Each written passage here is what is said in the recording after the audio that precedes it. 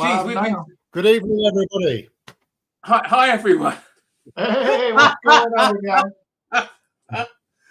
Hi. Sorry, it's Oh, geez, I feel terrible now. I thought I did the countdown, and I thought it would go live automatically at the end of the countdown. So we've been talking to everybody and thinking everybody could hear us. Can you see us now?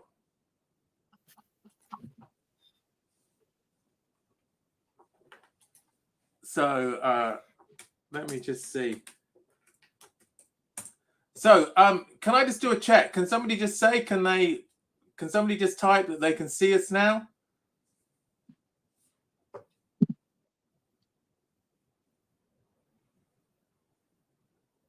Oh, thank goodness for that. Thanks, Sean. Thanks, Mrs. Naked Sean.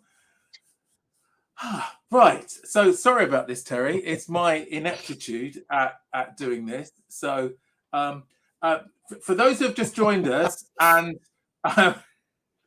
we've been talking away to each other for 30 minutes now, thinking that we were talking to other people. So I'll do a bit of a rewind and I'll just go through and see who's in the chat. And I'm really sorry that you've been chatting. Well, at least you've been chatting with each other, which is good. So it's been a bit like the Discord group.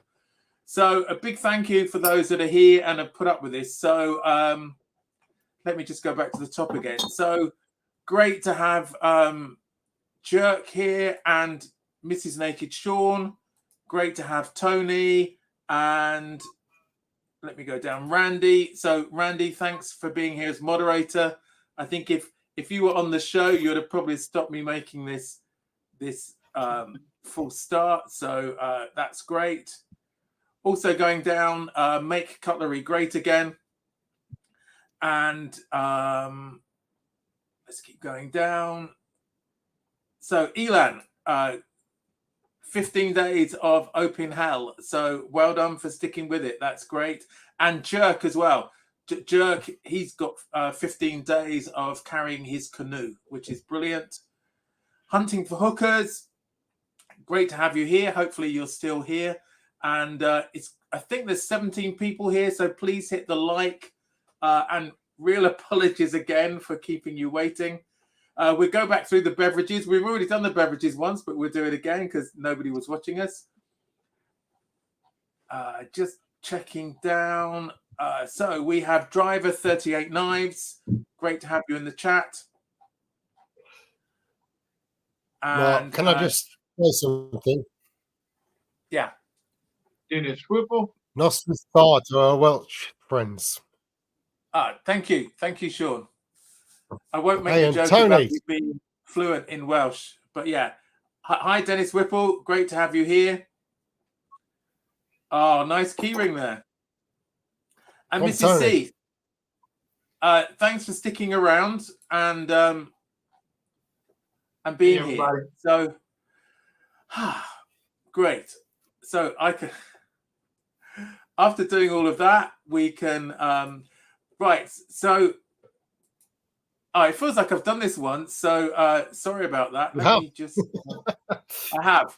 Yeah. So, but not with people watching. So what was meant to happen was that we were going to introduce with this.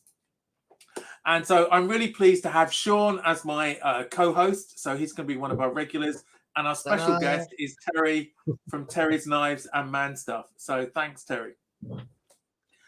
And we have done a pocket check to ourselves, but can we just do a couple of highlights of what's in your pockets?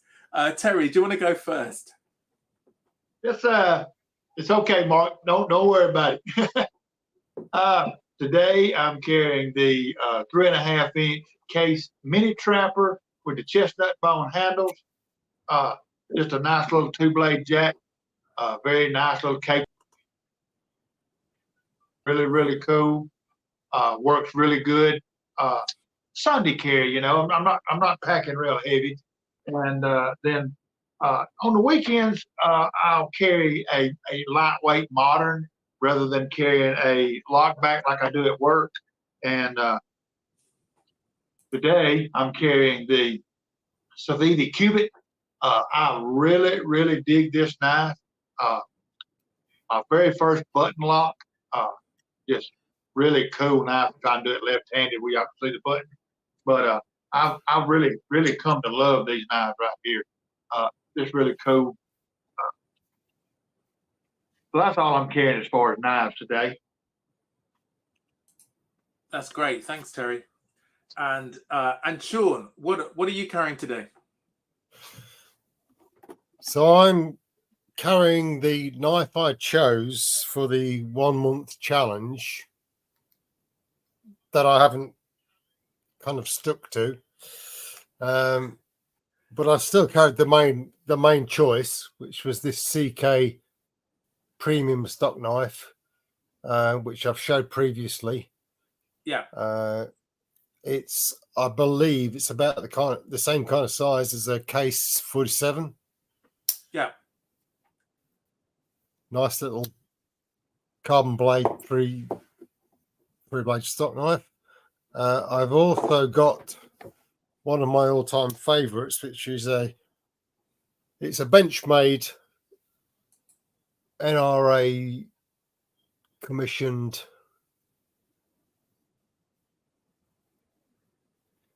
pretty much a modern version of a sodbuster, really, but Sure. with a mid-lock. Yeah. Thumb stud, which isn't very flickable. You can do it if you really try, but it's more of a small sort of slow roller. Yeah. D2 steel.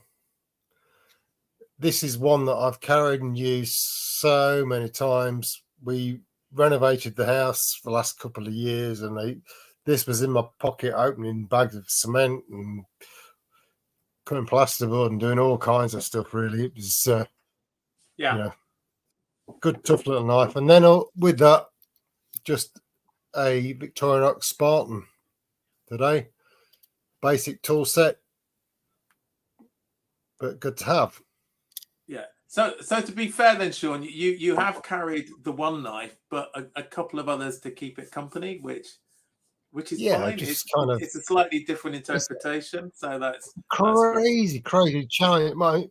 What were you thinking, Mark, to try and get us to just carry one knife? Well, I have done it.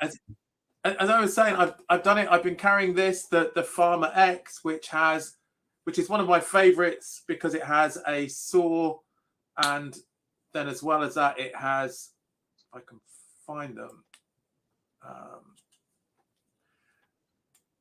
So it has scissors as well. So I did cheat a bit, picking a Victorinox as my only carry, and then I've been carrying it in this Diodrio holder with an O-light and an O-pen as well.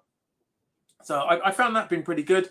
This weekend I've just had the knife in my pocket. I haven't needed a pen, and then I have another flashlight on my keychain and the Gerber shard. My carry doesn't change a lot really throughout the time. And then also again, guys, if we just go through the beverage, so I've selected the Shipyard from Portland, Maine. So it's an American IPA. It's a nice 5%, a nice refreshing, slightly hoppy IPA with a really nice color. And then Terry, what are you drinking today? I have the longtime sponsor of the Man Stuff channel, which is Diet Dr. Pepper.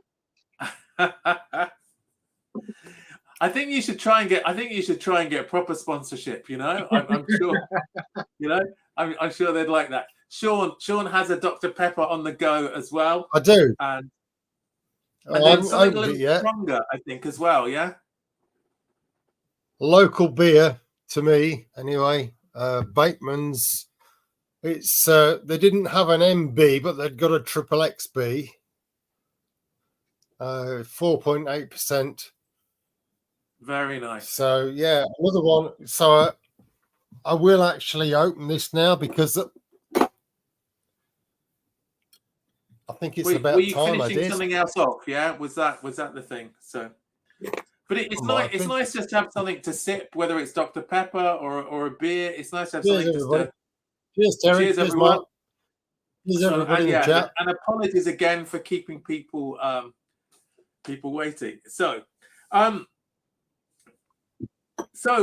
Terry, what was your first knife that started this off? What was your first knife as a boy? As a boy, my first knife. Now this is not it. My first knife was a Frontier, Imperial Frontier. These were actually contracted and made by Camillus in New York. And this was a Stockman. I got my first one when I say I was 8. It could have been 9, but that was right there, 8 or 9 years old. And I got a 3-blade Stockman. Of course, mine didn't look like this. Blade was broke off. Looked like it had been pulled down a dirt road with a tractor, but I loved it nonetheless. Lost it somewhere along the way.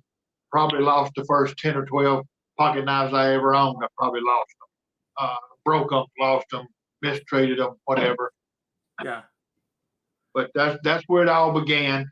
And for years, I would carry Stockman pocket knives. That's what we all carry.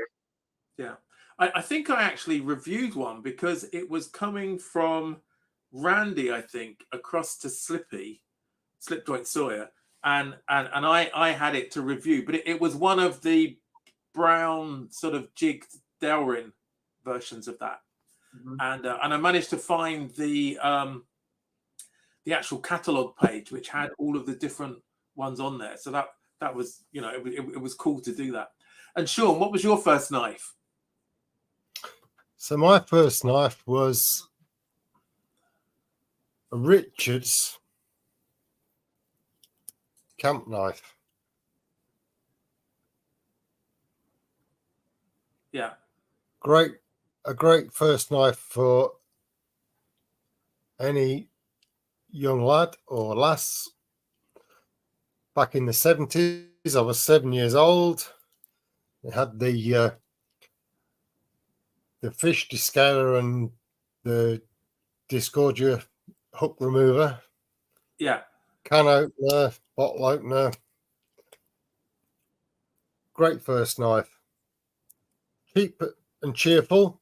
Shell covers with a bail. Yeah. And felt like king of the world with that in my pocket back in the day. And I think that's what you always think of as a boy's knife, isn't it? Quite thick to hold with with a few tools on it. And yeah.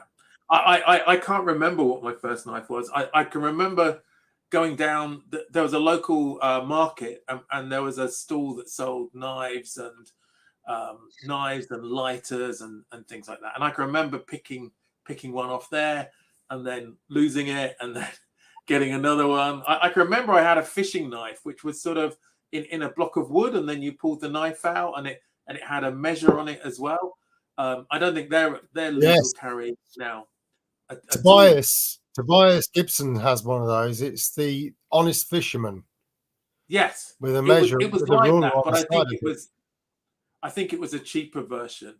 And right. But as we were saying, it's amazing that some of the knives we could carry as kids we can't carry now, and I don't think many kids, because you can't carry them to school. So I've got knives for my younger children, and I think I got them a Swiss Army Recruit each. Oh, that's a cracker. What's that one, Sean? This is another Richard. Ah, okay. This is another it's the Fisherman. Yeah. With the bottle opener. Very much of the style of the Imperials. Yeah. Shell covers with the cracked ice. Again, one that I had, but this isn't it. This isn't the one I had when I was a youngster. Yeah. But luckily enough to pick one up now, and it's still got good snap. It's still, I mean, again, you know, they're not high quality knives. They're sort of No. they were cheerful. These knives, I remember in the shops when I was a kid, there would be a card display on the wall, fastened with a couple of bits of elastic on each knife in a sort of row. You went in and you said, "Can I have that one, please?" And the person behind the counter would pull one out for you and give a bit of your pocket money over, and you'd come out feeling like a king. Yeah. And I'm just looking in the chat. Great to have North Star Knife Reviews here and Zen Ali. Yeah, look, it looks like a Stockman Zen. was a popular one. And then Yeah, right. moving up to a 110. Great to have Terry from Terry's Leatherworks as well. And Griff as well. Good to have you here, Griff. Griff. And Big E the knife nut. So yeah, looks like he had a case mini trapper. So great to have that. And so Terry, so that's how you started. And then when did you sort of get into collecting knives?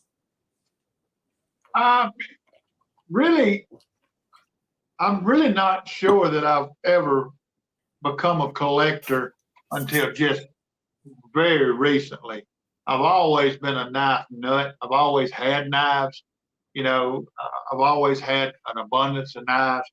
I'm probably, as far as the term or what we would think as a collector, I'm an accumulator. You know, I'm an accumulator. I'm a hoarder. It's constantly changing. I'm really just now starting to get a little focus on some of my stuff. So not really sure that I'm a collector, just to be quite honest with you. I'm just a guy that I just love man stuff.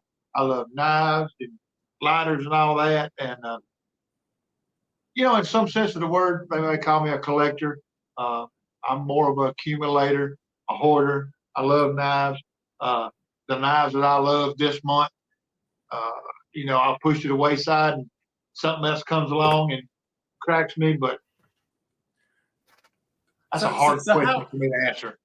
Yeah. So how do you think your sort of collection of knives has sort of changed? How has it developed? And do you see yourself going in a certain direction? Yeah. But what has happened is I'm a little more focused these days. I have what I would say probably maybe my core 5 patterns that I kind of go after as far as vintage knives.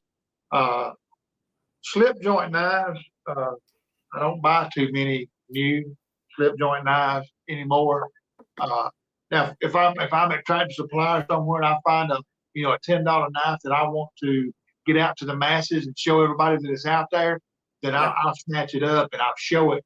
I'll make 2 or 3 videos on it. I'll show it on a live and I'll get it out there where people know that they're out there to go get them. But other than that, I'm more of a vintage knife guy. You go to something like this right here. This is a 1979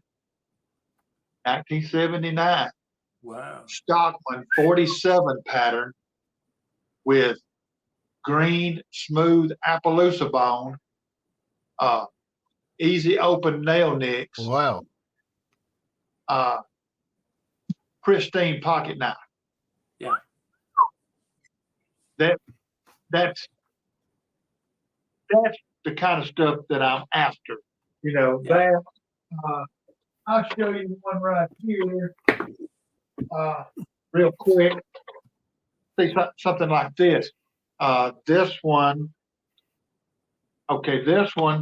is a 1979 Copperhead with the brown jigged Appaloosa bone that is pristine. Wow, yeah. this is a pattern that I dream about. The copperhead pattern is something that I collect. You know, I got one right here. This is a copperhead from 1986, and this is, some people refer to it as a trapper head, because this is a 1 year only that they put a spay blade on a copperhead. Okay. Before that, all they ever put was a short pin blade. So this is a 1 year only, and you know, you can get a good look at it. You see it. This is dark green bone. You see that right there. Right here, it looks black, but it's actually real dark jade green bone. Like I said, this is a 1 year only from 1986. Very, very rare, hard to come. You know, so stuff like that. You know, of course, this is one I carry. This one is a 1989 chestnut bone, and this is actually my carry knife. Yeah. So that's kind of where I'm going with that. It's more, you know, I got carry knives. I got knives I buy because they're such a good deal, and then I got my actual collection is more. It's a smaller niche of what I. Sure. If that makes any kind of sense. No, it does. It does. I mean, Absolutely. I still don't consider myself a knife guy. I have maybe 30 something knives now, and I started off collecting one of each type, and you know, gradually, but I do like Victorinox more. What about you, Sean? What's sort of your main focus when of the knives you have? I want to go and live with Terry. Yeah. Go ahead, Sean, and I'll show you my new rabbit hole in just a minute. I can really relate to what Terry's saying because excuse me 1 second. My real passion is older knives. And this is an old Sheffield Stockman 3-blade. It is a HM Slater.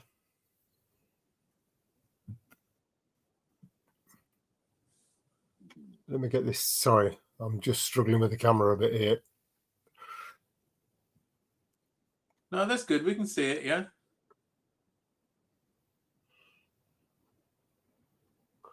Let me come back a bit. Yeah, that's good. So you got that's your spay, your sheep's foot, and your clip, carbon steel, jigged wood, brass liners. Yeah. And it's just an old classic. And these knives, for me, are what it's all about, really. Yeah. These older models. Don't get me wrong, I love a modern knife. When I say modern, I mean current. Modern and traditional patterns. I enjoy both. There's an old Remington there. Lamb's foot blade. See, I like that. I do like a lamb's foot or a sheep's foot. Yeah. USA made Remington. You're not going to see the tank stamps, I don't think, No. on there, but take my word for it, that's what it is. Yeah.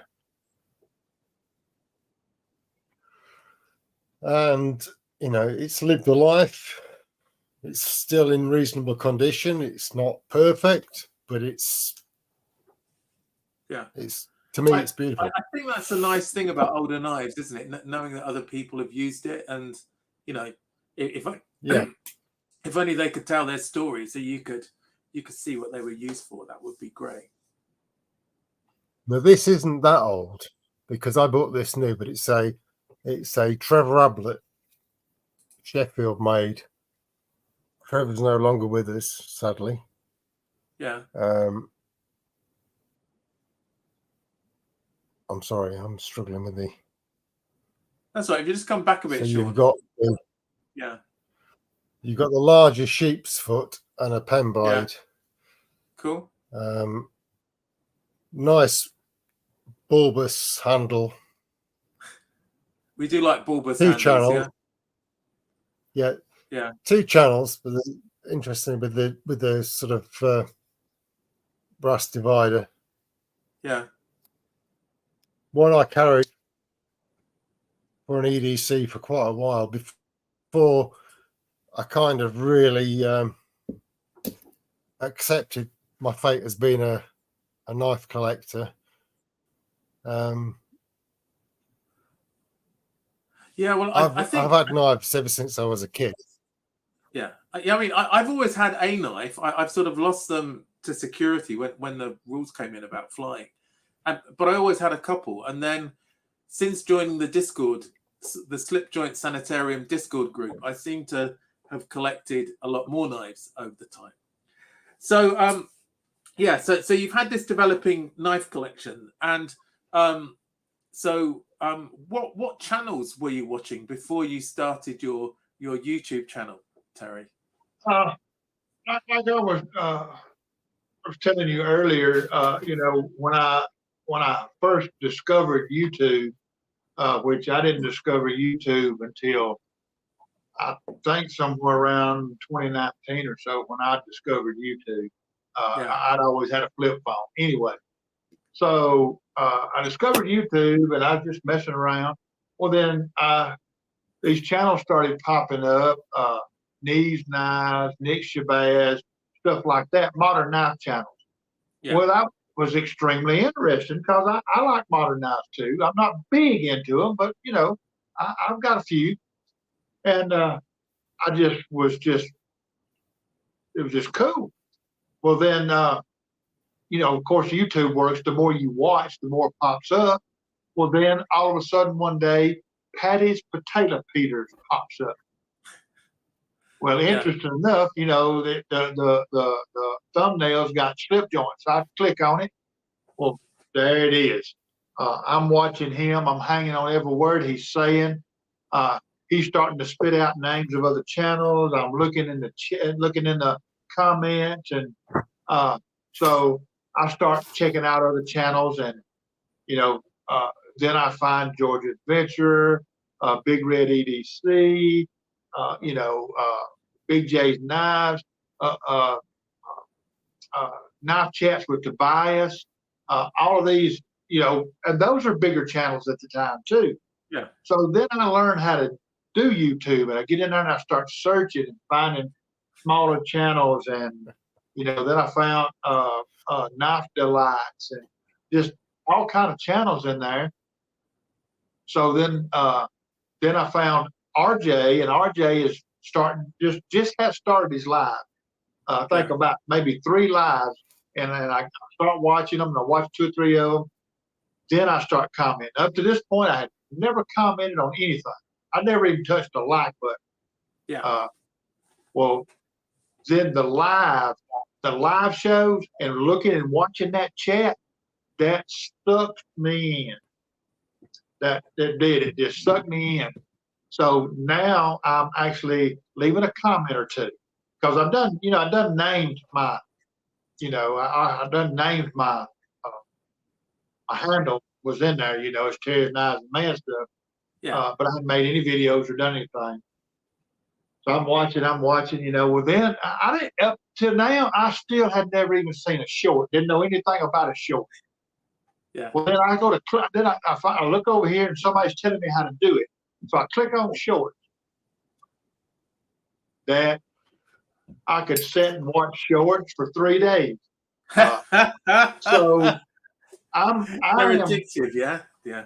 So I'm at work one day, and it's lunchtime. Everybody's gone. I'm sitting in, I work in a warehouse, but I go to my office for lunch, and I'm sitting there, and I always, when I go to lunch, when I'm sitting in my office, because I do a lot of walking in the warehouse, I'll pull my shoes off, I'll prop up, eat my lunch sandwich, talk on the phone, or look at the phone. A lot of times I'll pull my knife out, lay it. You know, I'm bad to put my knife on the table and spin it.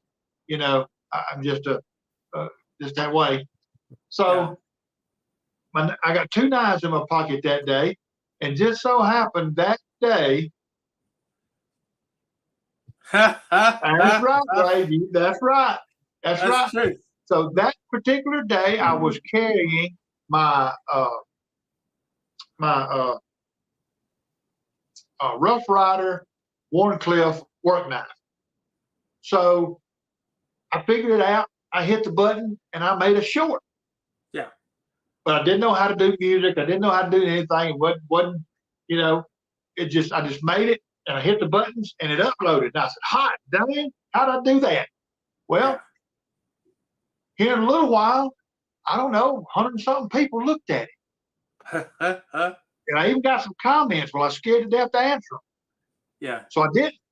I made about 3 shorts that day. Yeah. Well, I got home that evening. I deleted them. I figured out how to delete them, so I deleted them. I was scared to death. So then I talked to some people, and I figured out. I played with it. And I figured out how to make shorts. I told my wife. I said, "Oh, I like this." I said, "I think I'm going to do this. I'm just going to make shorts." Yeah. Well, that's what I did for a little while. Yeah. Rest is history. It's like, I think YouTube is more addictive than crack, because I think, you know, because you get this feedback from people, you know, people's comments, people's likes, and then you realize there's a community which I never expected, and I think I was the same. I didn't start with shorts. I still don't really understand shorts at all. I have a go now and again. I do really short ones. I think I trick people into watching my shorts because they're only on for like 10 seconds and then they're looping round again. So, but I just don't get it. But I didn't get into watching Paddy until after I had a channel. But I used to watch Gadget Gus, one of the UK guys who does slip joints. And I was lucky. I actually met him and some other YouTubers at a knife show last year. So that got me hooked. And then the Discord group. Go on, Sean. Yeah. I was just saying, and me, I met you and Gadget Gus at the same time. Yeah. And so yeah, it is addictive, isn't it? Doing this. And so how long have you had your channel for then, Terry? I actually really bona fidely started it the last week of August last year. I've just been doing YouTube for just slightly over a year. Yeah. As a content creator. I think it's about 18 months for me, and because there's that big target of 1,000 subscribers, isn't there, to get? Well, Mark, when I started, like I said, my intention was just to show off my collection a little bit. You know what I had, just do the shorts and show off collection. Well, the more I watched other people, they were doing pocket dumps, they were doing this, and I said, "Well, shoot, I believe old Terry can do that." Yeah. Well, by the time, it's like, I told my wife, I said, if I can get 100 subscribers, I'll be a success. Well, I hit 100 subscribers almost immediately. Wow. As a matter of fact, Sean T was commenting on my videos almost from the beginning. Yeah, he's a good on this, Sean. He even watches my videos, and my videos are about as competent as my live streams, which are not great at times. Yeah, but Sean and Andrew over at Baxter's Blades, he had started in May, and I started in August, and so Andrew, when I started, was when I found his channel about the time I started making content, and I latched on to him. I said, I just love, because I still call him the king of shorts. He knows how to do them. he's got a repertoire of Yeah. music in his head. Oh, That's just, great music. yeah. Yeah, with Andrew. And I so agree totally with that. uh, Yeah. I was watching him and I commented on his stuff. And when I started, he commented on my stuff, and we reached out to each other, and we emailed and sent some mail back and forth, and became friends. And about the same time I started, the Gunslinger started, different ones, and it just and maybe I'm going off on a tangent here, Mark. I'm sorry, but No, it's good. No, if I love if hearing folks this. don't know, I purposely named my channel the way I did because I knew from the beginning that when I did decide to start, I knew I didn't want to get pigeonholed. Yeah. And I used the term man stuff because it's a term that my daddy used back in the day. And somebody really? would ask my daddy, said, "What you been up to?" He saw just knocking about doing man stuff.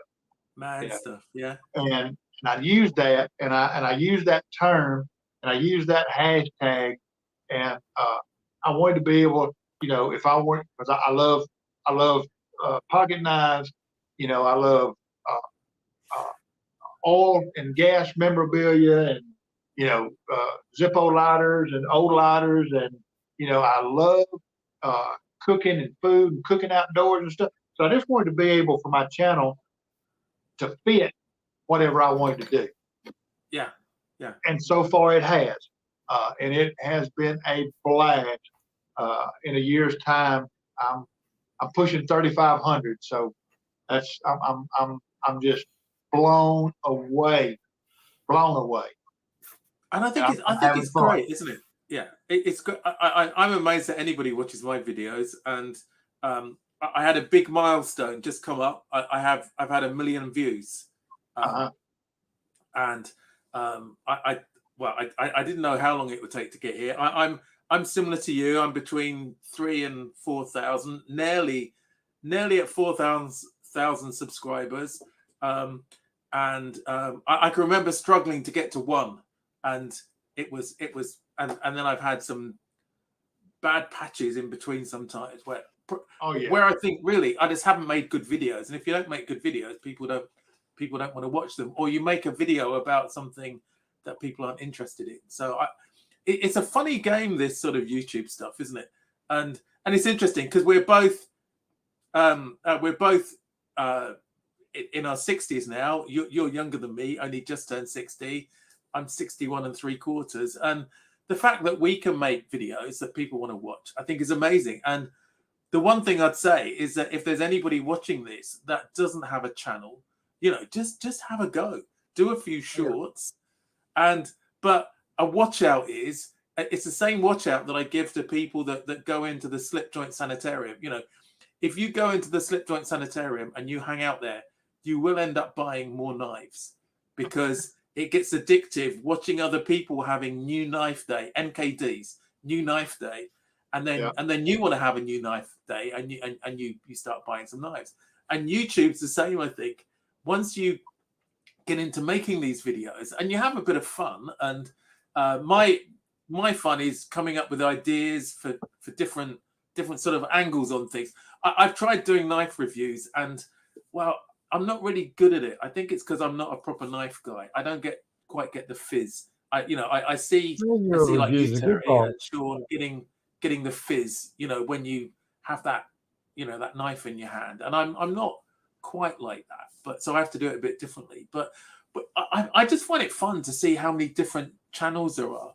I used to watch, I think I started off watching people like, Gadget Gus, John Gadget. He's a UK guy who does stuff. And then in the US, it was Best Damned EDC. Mm-hmm. But it was the only thing I got a bit tired of, and I don't watch it as much now, is that it was all about titanium this or brass that, and it was a bit high end for me, and it seemed to be a bit of style over substance, really. That was all. Whereas what I like about a lot of the channels here, and like on the Slippy and Thrifty show today, I know TK's always keen on budget stuff, which I think is good because you you may not be able to afford a Jack Wolf knife, you know, but you can afford a Rough Rider, and there are some great knives out there, and such sort of variety. I called mine EDC because I wanted to do some other stuff. I've got cooking stoves that I never seem to get time to do videos on because it's just a bit more complicated because it's outdoors and things. But I know I want to do that at some point. So Terry, yeah, thanks for explaining about your title, because I did wonder about the man stuff bit, and you did mention that have you found another rabbit hole to go down?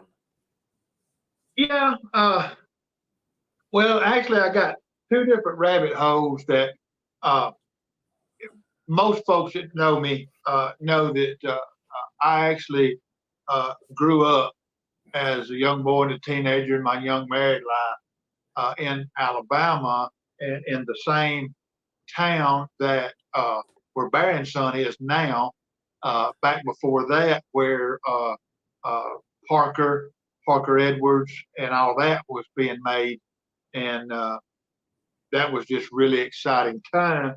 And I have started collecting a lot of those, and that's become a real big thing. But then, as of late, I've come up on these right here, doctor's knife. This is a case doctor's knife. Now that's really cool, and I like it. But I want you to look right here. This is a Parker doctor's knife. Look at that beautiful jigged bone. Yeah.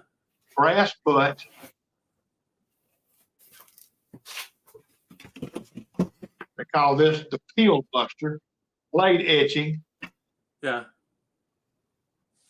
And then another one here, also a Parker peel buster with these beautiful acrylic handles. These are just so cool, very affordable. These are actually made in Japan. Yeah. I am a big fan of knives made in Japan. And I got one here that I want to show, Mark. I've not done a video on this. I need to do a video on this. But this is the most interesting knife in my collection, period. Okay. And that's this right here. This is its debut right here.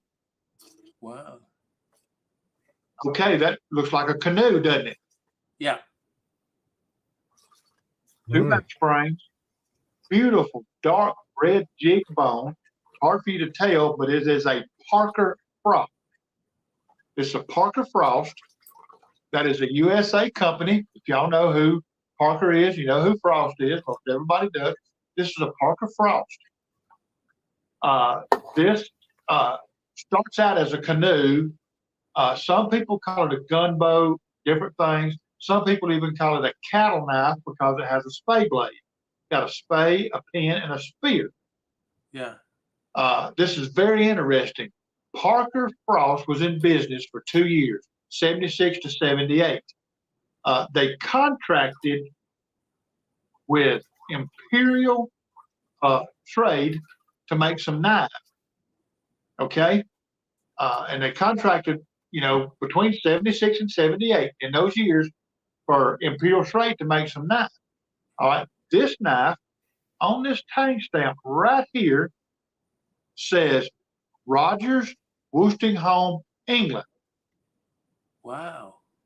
Now, I'm not sure the date. Rogers bought out Westinghome, and then in 1977, Imperial Trade bought out Rogers Westinghome in 1977. Now, this is stamped England. Yeah. So I'm pretty sure that this was made in 1977, possibly 78, after Imperial Trade had bought out Rogers Woolstonehome. Yeah. So I consider this the most interesting knife in my collection. So it's brand new. So you think that was made in England then? Yeah? Yes, yeah, it's stamped England. Yeah, this was Wow. made in England. This was made in the Rogers Woostinghome factory, but it was made in 1977 after Imperial had bought them. But they made it in England. Yeah. I know that Martin from Steel City Knives, he'd be really interested in that as well. So yeah, we'd love to see your video when that comes out, Terry. Well, That's see, cool. like you was talking about, I'm not a knife reviewer. I hate trying to be a knife reviewer. From time to time, I do a tabletop and try to be a knife reviewer. Yeah. I'm just a knife nut. I'm a knife nerd. Yeah. I love the history. I'm a real big history buff on the Parker and Frost situation. People in the slip joint world do not really understand the impact that Jim Frost and Jim Parker had on the knife world. The knife world. They need to be more open-minded about it. Yeah, I think it's great. I really like those doctor's knives as well. And They're Slippy great. and TK, they had a gentleman's carry session. And they didn't have any doctor's knives in that. But I think that's another example of a real gentleman's knife, isn't it? It's thin, sits in the this pocket. is, I think it's 3.5. Actually, it's 3 3/4 inch, and the single blade. That would just be a cool little gentleman's carry, wouldn't it? Yeah. Sean, what's that? Were you showing us something, Sean? No, it's Oh, you're showing a cat, yeah? a kitten just making an appearance, just climbing over the table. Right. See, I think I haven't seen any channels. I think a channel called Cats and Knives, I think, would be a great crossover. It could do really well. So there's actually one out there. There's actually a channel out there. It's called there probably is, isn't there? Yeah. So, did you have a knife to show, Sean? I could see one sneaking onto the screen. What's that? Hang on, let me blow it up for you. Let's back it up a bit. So this is a Taylor's Eyewitness.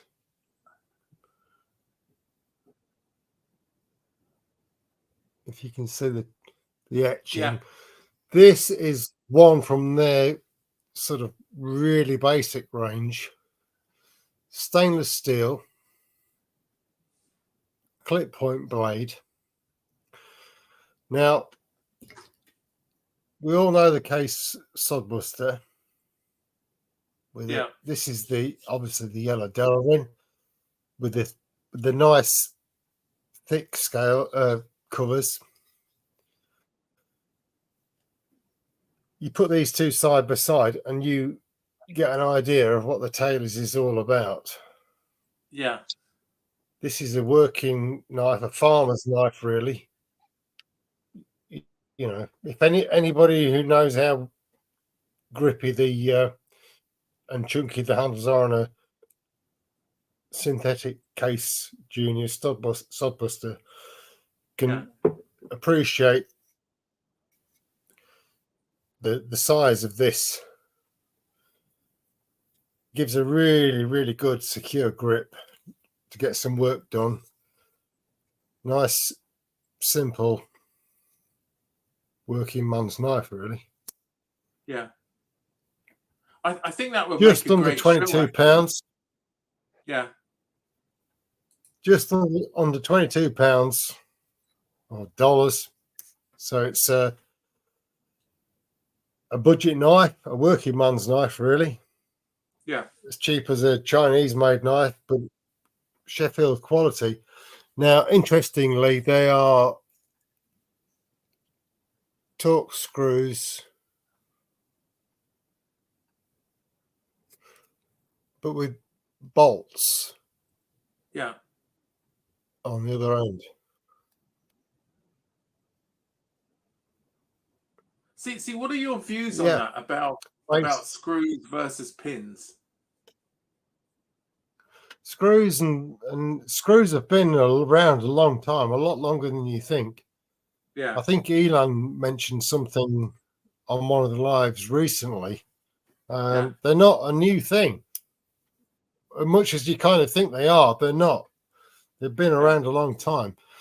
I mean, obviously, a pinned knife hafted by a proper cutler is a thing of beauty. Yeah. But you know, the screwed construction has been around a long time. I mean, Yeah. one of my knives from the sort of mid 80s. This is another Taylor, but this was when they were. I don't know whether I can show whether it's going to show the clip Yeah, point, just but again, about, this is a kind of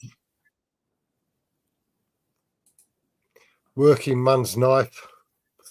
Yeah. Plastic handles over a metal frame around the spring. This one I carried and used for years. Yeah. Well, that's the good thing about It's a those. decent. You don't It's a mind decent, carrying them, beating them, losing them. It's not too bad, is it? So that's cool. and the modern versions of these, I guess, probably are the one I just showed, but they also do one with hardwood handles. Ah, I've got one like that. Hang on, I've got one similar to that. Let me open it. Yeah, is that one the lamb's foot? Yeah. I think this one was only £10. £10, so like $10. That was one you got at the Sharp Show last year, wasn't it? Yeah. I got that at Sharp Show. I think it's either a second or it's one of the ones that people take out the factory and then sell privately. Sort of steal it.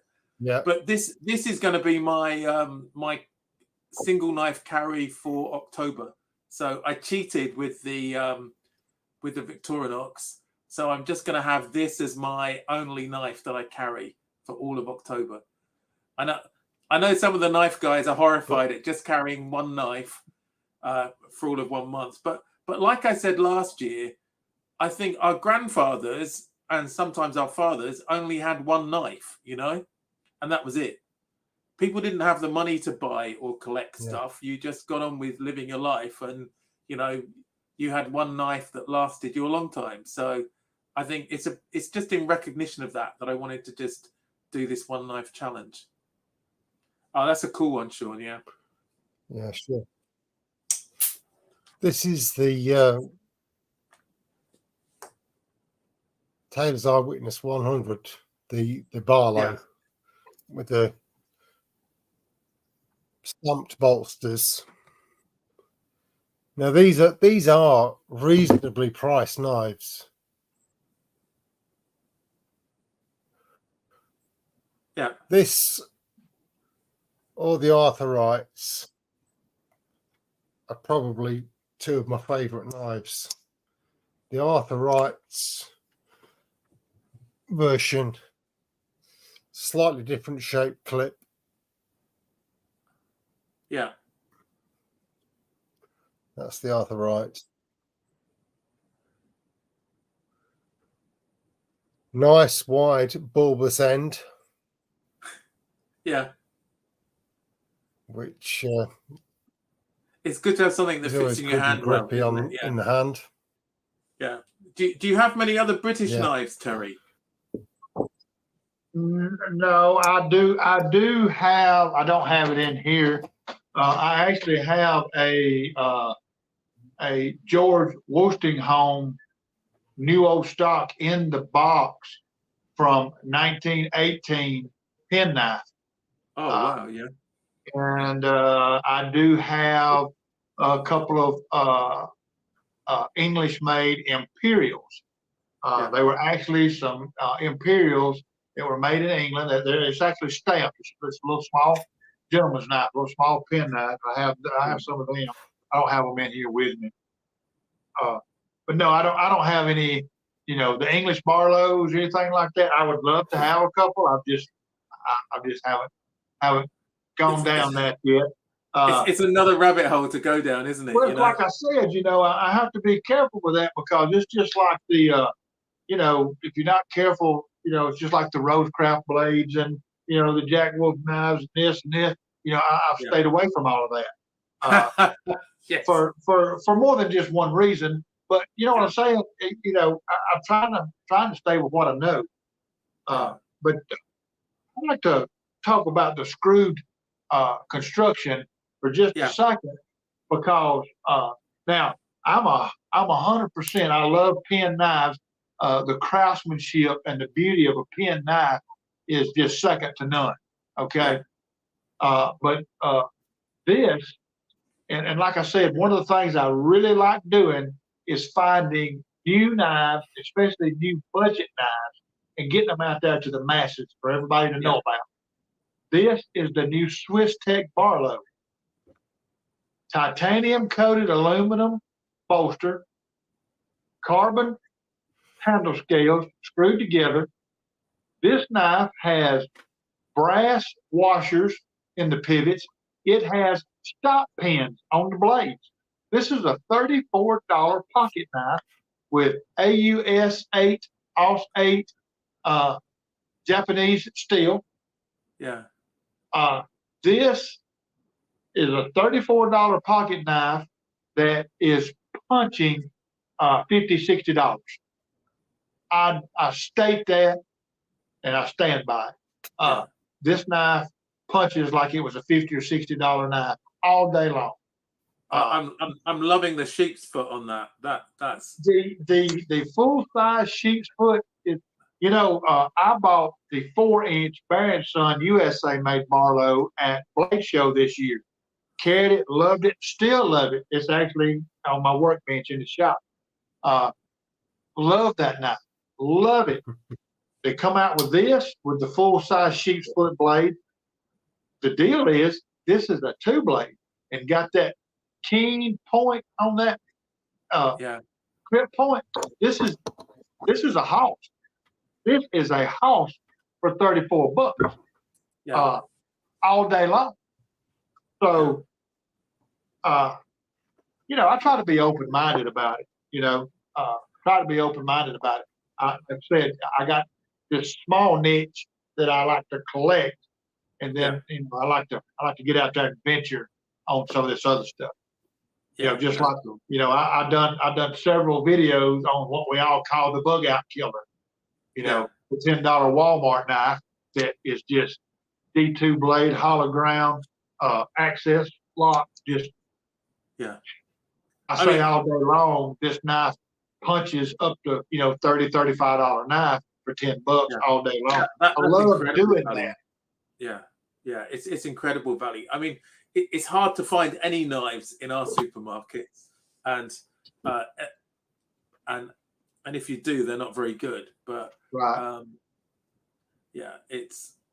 Did you have one, Sean? I saw you hovering. Did you have one to show? Well, I was just going to mention the Bear & Sons, because I know this is They're kind excellent. of local. Bear & Sons are a local brand to where Terry lives.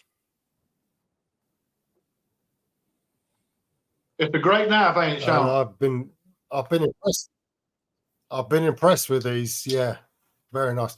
I'd like to get the carbon steel version. Yeah, but that's what I have. This is just the stainless one. Yeah, there have been some. There've been some good reviews of the Bear & Sons, haven't there, recently? Yes. Yeah. I don't think they have quite the publicity that Rosecraft do, because Rosecraft, they have a lot of ambassadors. Correct. This is another Bear & Sons one. Yeah. So it's a bit like a Sodbuster, yeah? Yeah, it's the aluminium scales on this.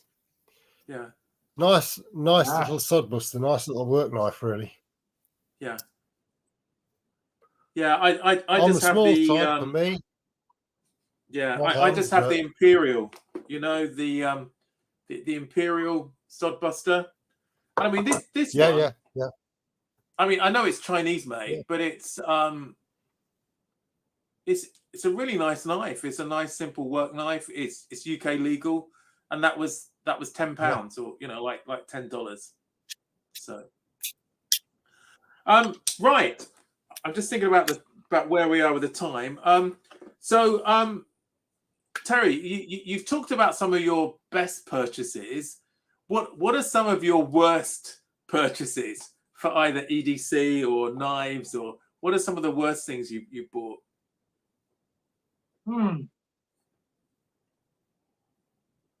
I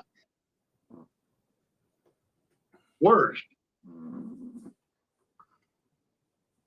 I don't know that I have a worst, to be quite honest with you. I've I mean, I've probably had one or two knives over the years that maybe had a weak back spring or something, but Yeah. I'll tell you what, probably the worst knife that I've ever bought was maybe a year or so ago. I did buy a Kershaw modern folder that it had it didn't have a liner lock. It had the what do you call it, the frame lock. Double And D10. most of it was A my frame lock. fault because I wear a 2X large glove, so a frame lock does not like me because the way I hold them, I can't open them Yeah. because I'm holding them too tight. So frame lock. So I'd say that'd probably be my worst purchase. Yeah. A lot of my knives I buy either on site or I have different guys that I deal with that I trust enough that they see what I want to see. Yeah. So I don't order a lot of knives. Yeah. I think. Yeah. How about you, Sean? Have you had a bad purchase? Do you know, I'm struggling to think of one. I just. Can't really think of anything, to be honest with you. I tend to, before I buy anything, let's go back a few years and say if I was looking to buy something or if I was just generally wanting to look at knives, I would look on YouTube and just look at the reviews, look at people's thoughts of something. And from that, I've never really bought anything that's been a stinker. Yeah. Sometimes you get something that just doesn't quite fit with you. You think Yeah. it's going to, but it just doesn't suit you in maybe your hand size, maybe your preference. And you think it will, but it just doesn't hit the mark somehow. Yeah. I'm struggling to really think of an example, though. Yeah. I can. Probably I've been lucky. While you're thinking, I'll go through mine, which I think I've told everybody about this. It's this Opinel. Now, people love the Opinel, and I thought I was going to love it because it's a design classic, and then I got it, and it hadn't been well finished, and I had to resharpen it. So now this is in my fire making kit, and I use it on ferro rods because it's got a very sharp spine. But I think that was my most disappointing purchase, shall we say. I thought I was going to love it, and it's a cheap peasant slicer. Oh, is Sean there? Have you thought of something, Sean? You. Not really, no, but I like an Opinel. Yeah. I just one's couldn't carbon take to it. steel. Yeah. I actually carry one every day in my I mean, bag. I guess I'm just a peasant. I think it's just me. I'm a I think it's just peasant. me and Mikey who don't like it, and that's not Mike's life. So Mike's life is saying it's blasphemy. But Well, see, I carry an open nail every day in my bag. I have the kit. yeah, I have the kit, the fork and the spoon, yeah, and I have the open nail that I done. I took and I flattened the sides on it, and I put an easy open on it. I drilled it for a lanyard. This was a number 8, and the knife doctor had it lasered for me. It says Terry's knives on that side, man stuff on that side, and you put the fork or the spoon in there just like that. Twist the lock. I use this at work. This stays in my bag. That's a good idea. I haven't. You can order these off of Amazon, Mark, and it is extremely handy. Your kids would love little kits like this right here, camping and fishing. I love it. Yeah, I did get a small camping knife thing from France actually, but I haven't reviewed it yet, so it's still in the pack. So this was just a knife and a fork from a French supermarket. But I like the simplicity, but that's even better. The open L one. But see, you put it. It comes with this. It comes with this, and you just there it is. Oh, that's cool. I quite like that. I mean, I do try to like them. They're so spicy as well. They are slicey. They are thin and slicey. Slicey, Like an open there's other companies out there that make those peasant knives too. There's one out of Portugal, MAAM, makes some really cool knives. Yeah, I think there's a few like that. I think, so Dennis has got one, an Open L8 with a mess kit. There you go, Dennis. Kathleen has 3. I think the carbon ones seem to be better finished. I think it's the stainless ones that aren't always well finished.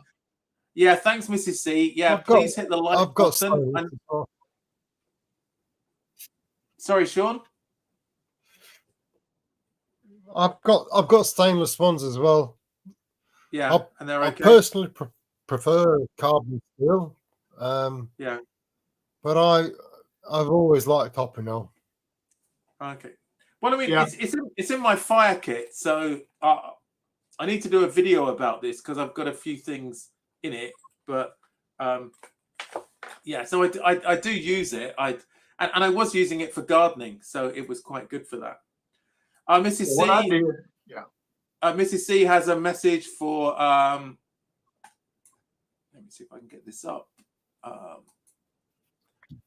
So there's a message for you, Terry. I certainly will. I'll tell her.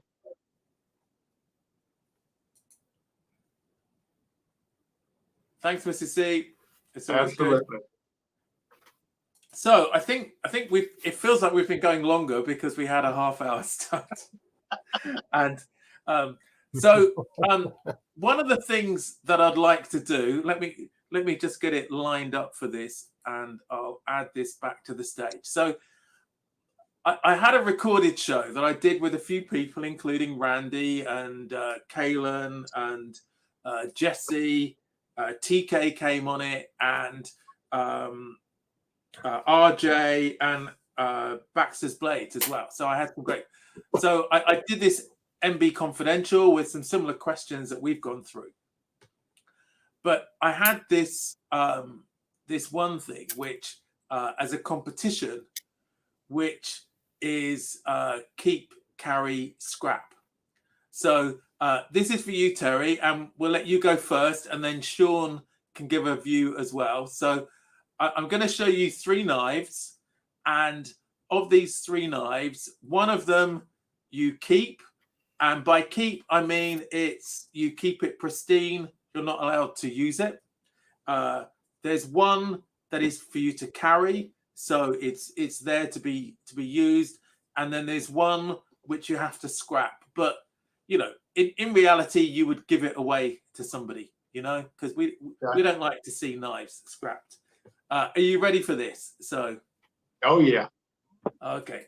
So, I know you like case trappers.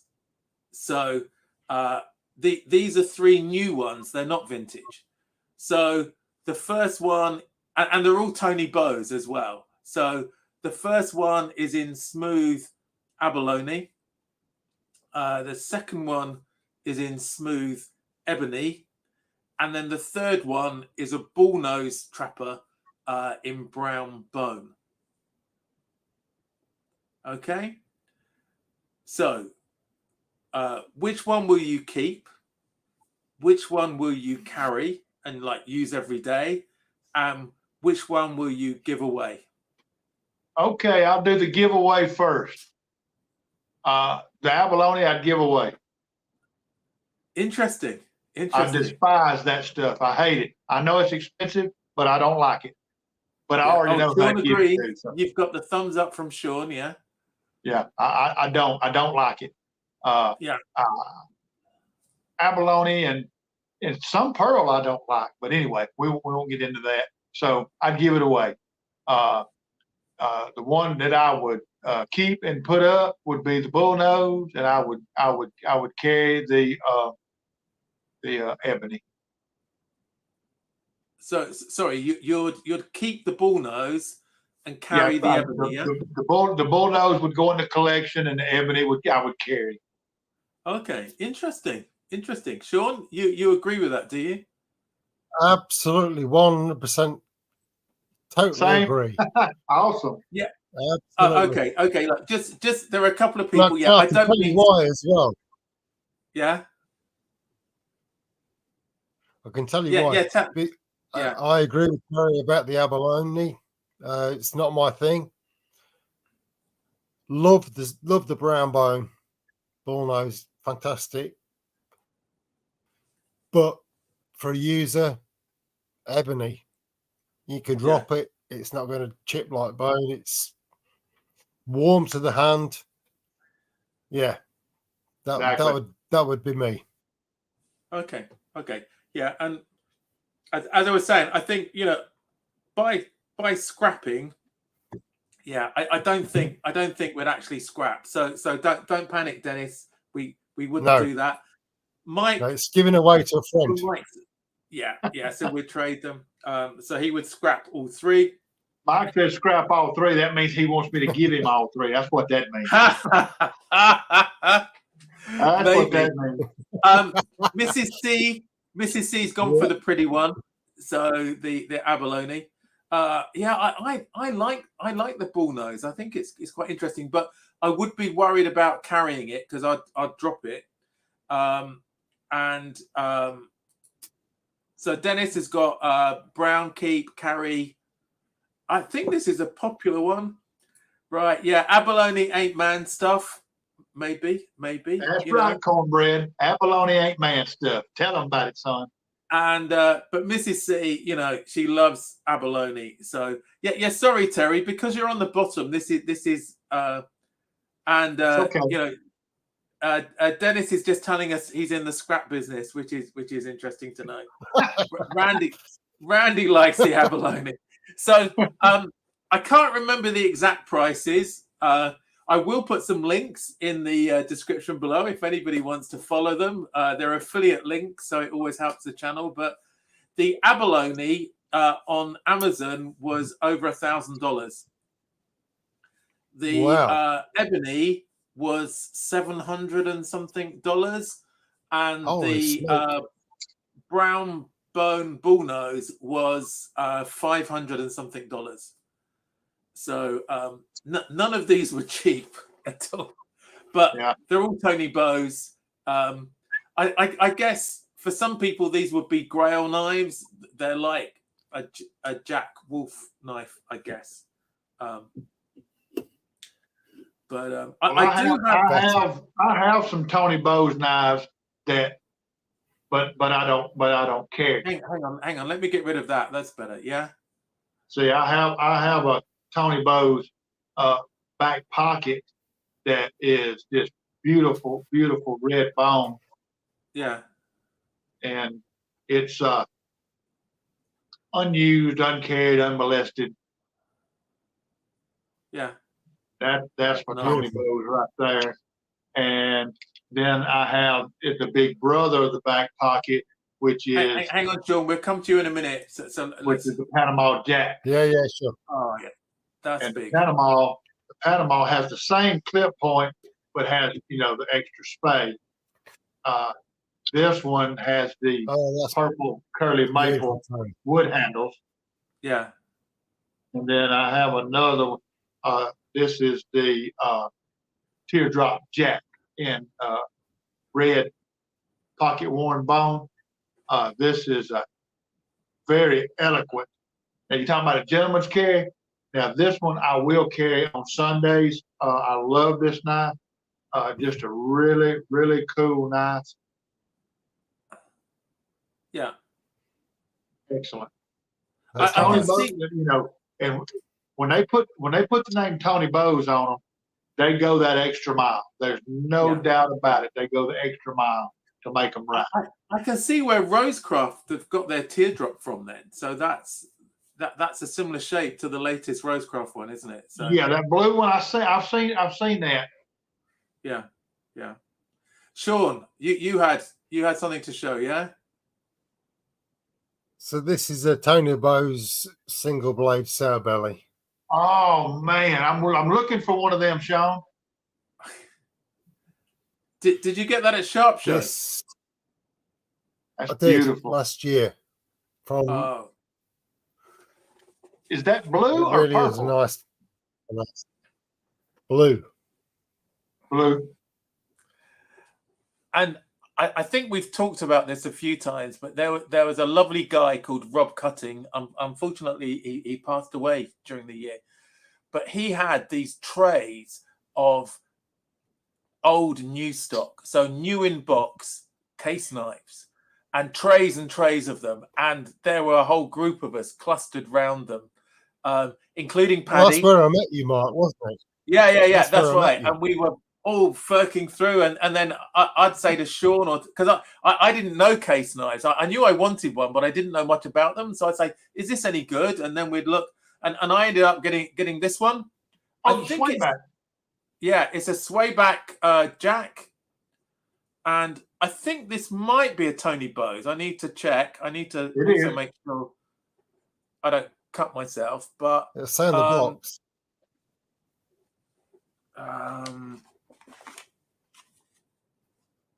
Say maybe not. TB. It'll say TB on the tank. Oh, it does say TB. Yeah, Yeah. it does say TB. Yeah. Sorry, let me get this. And it's a limited edition, one of 3,000. I'm not so keen on blade etching, but I just love this one. But I'm scared stiff of carrying it because I don't want to crack the bone. But Yeah.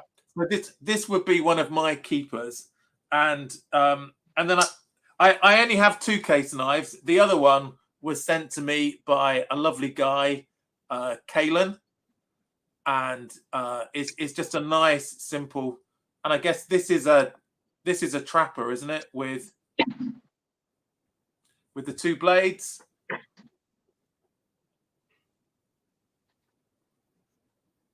The full size mark. Yes. Yeah. Oh, look at this. We have a jackpot. Oh, it's like being on the Slippy and Thrifty show. We're so. All knife collectors should have one of these in their collection. I think that's why Kalen sent it to me. And What Kalen, he's a great lad. But the only thing is, I think, and I don't want to diss Rosecraft because I think they do cracking knives, but the difference between one of these and a Rosecraft, I think, is huge. You know, these are all handmade, and I do hope that Case get their reputation back for finish that they had before. But I think they're slowly, you know, they got issues, but you know, yeah, we'll deal with it. And yeah, I just want to say thanks, Dennis. Thanks for joining. Thanks to everybody for joining, really. And it's been great having everyone on. I know we've kept everybody on for quite a long time. I can't believe that anybody here isn't already subscribed to Terry. I'm hoping that Sean is going to start a channel. He's just got a new computer, so you know, if Terry and I can do it, Sean, anybody can. You know, that's what I've said to everybody. And one of the things that I think most people say is they wish they started their channel earlier. So for people like Elan and Tony, although Tony's probably gone to bed, but if there's anybody here who hasn't got a channel, just give it a go. Show some of your stuff and just talk about it. And it's not a lot more difficult than that. There's a few more things if you get into editing, which is another rabbit hole to go down, which I've been trying to do to make my videos more interesting or more appealing, but you don't need to. Sean, yeah? I just want to show Terry this Zippo. What is that on there?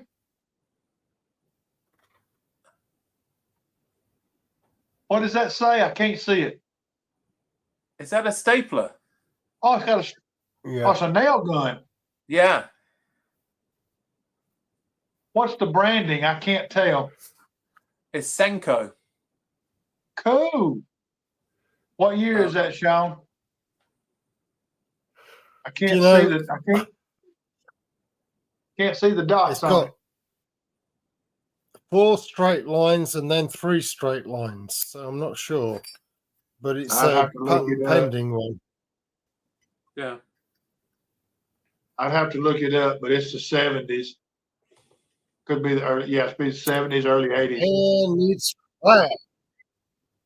Man needs fire. There you go. I've misplaced my Zippo. I've got a Zippo that my son got me, which was an old one, and I put a turbo butane insert in, which I love, and then I lost the insert going through TSA when I went to this. Well, when I was coming back from the States, I bought another butane insert for it, and now I've misplaced it because it's black. So I've had to buy another butane lighter. And then at some point, I'll have to buy another Zippo. So, right. I just wanted to have a quick check, see who's still around. So Tony's still up, which is good. Elan's still around. Hi, Tony. 38. Elan. Greg, great to have you Hey, Greg. in the show as well. Mrs. C, thanks for sticking with us. Thanks, Mrs. C. Thank you. I know she came last time because Elan was on, which is always good. And so I'd just like to say a really big thank you to Terry for joining us. As I said, Thank you for inviting me. Thanks. yeah. So I could listen to you all day, Terry. We'll have to get you back to talk about some of your recipes because we still haven't talked about biscuits and gravy and grits. So I'll get you back on here in a few weeks' time, and you can tell us about some of your cooking as well. That would be brilliant. Okay, but it's starting to get a bit late here, so for some of the UK guys, it's we've been going a while. It feels like a lot longer because we were having a chat before this. So if you can hang on for a few minutes afterwards, Terry, that'd be great. And thanks everyone. We'll be here every Sunday at this time, so please come again next time. Thanks, everybody, and we'll catch you soon. Thanks. Thanks, Lanny. I see it. Thanks.